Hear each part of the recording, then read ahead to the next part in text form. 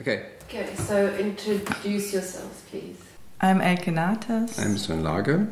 We are from Germany, Berlin. And we're both writers.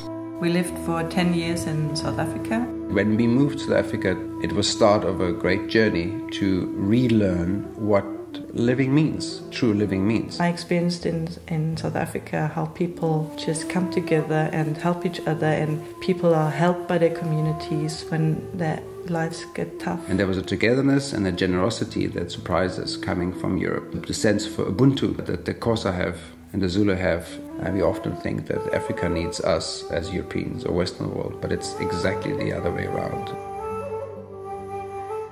We realized we live in a time where people are digitally connected, but they're not connected, but not in a deeper sense. The world tells you that your worth is determined by how much money you make, what your career is like. And people are trying very hard to optimize their own lives, their health, their love life, their job, but they don't succeed in it because it's a selfish endeavor. People need to learn something new. By helping others to fulfill their dreams and their passion, that is the self-fulfillment that people are looking for. There was a need we realized, for togetherness, for a place to share, where people can share something, a place where they are valued. So we thought we should start a share house with a very simple and very straightforward approach, that every person is valuable, nobody is lower or higher, that your value is given to you by God in the beginning when you were created.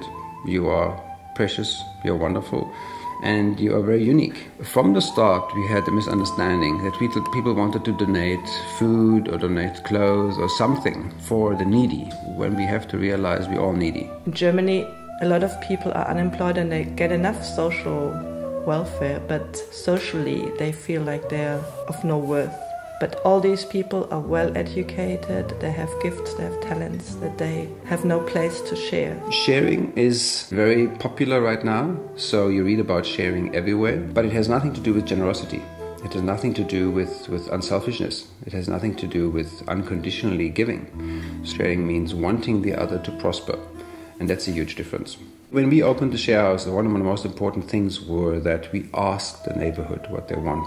We put out a sharing board. Somebody gives away a bed, somebody needs that, somebody offers a service. People need a bit of space to co-work. In the afternoons, young families come in, a lot of young people with kids.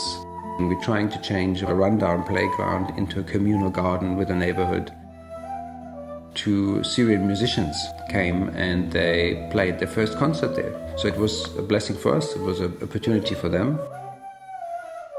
One of the projects is to get communities out in the countryside in Berlin, where there is villages that have just old people left, and to get refugees out there and young people, and they live in community there.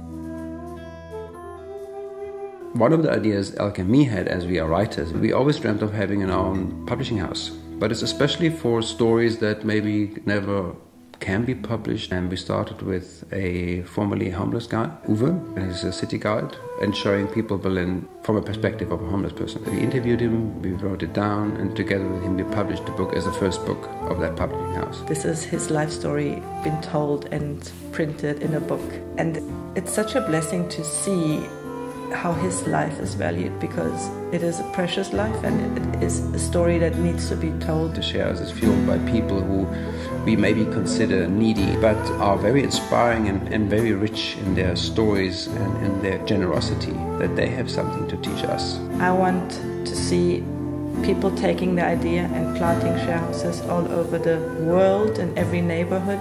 Happiness has to be shared.